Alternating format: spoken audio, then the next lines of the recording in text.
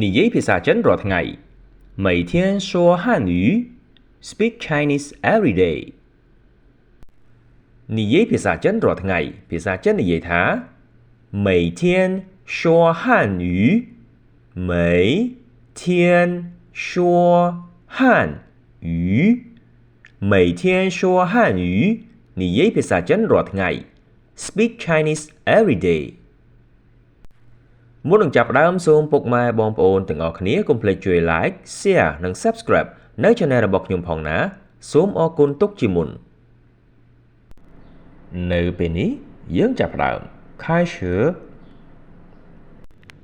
别忘了给你妈妈打电话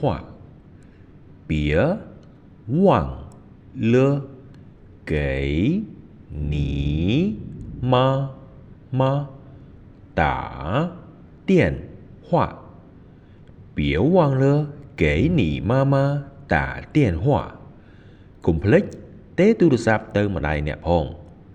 Don't forget to call your mom 你妈妈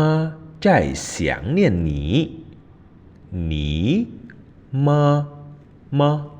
在想念你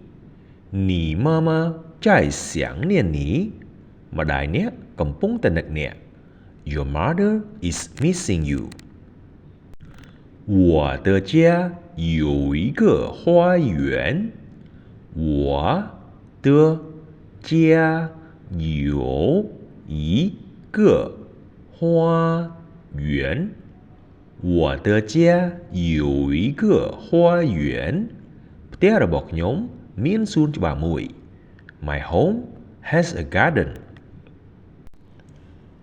我爸爸在耕田我爸爸在耕田我爸爸在耕田ឪពុករបស់ខ្ញុំ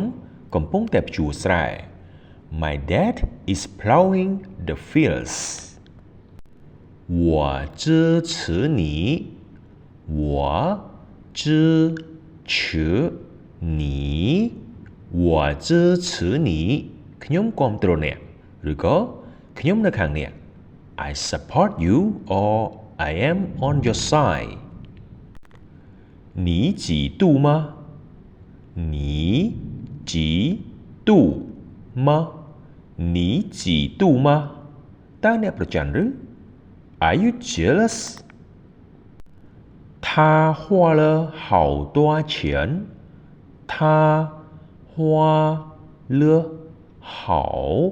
多钱他花了好多钱គាត់ចាយលុយអស់ច្រើនណាស់ He spent a lot of money សូមថ្លែងអំណរគុណសម្រាប់ការយកចិត្តទុកដាក់របស់ពុកម៉ែបងប្អូនទាំងអស់គ្នាជួបគ្នាលើក្រោយជាមួយវគ្គនិយាយភាសាចិនរាល់ថ្ងៃជាចុងក្រោយសូមកុំភ្លេចជួយ Like Share និង Subscribe នៅ Channel របស់ខ្ញុំផងណាដើម្បីទទួលបាននូវមេរៀនថ្មីៗនិងចំណេះដឹងផ្សេងៗសូមអរគុណកុំភ្លេចចុចសញ្ញាកណ្ដឹងផងពុកម៉ែបងប្អូនទាំងអស់គ្នាក៏អាចធ្វើការទំនាក់ទំនងមកកាន់លោកខ្ញុំបាទផ្ទាល់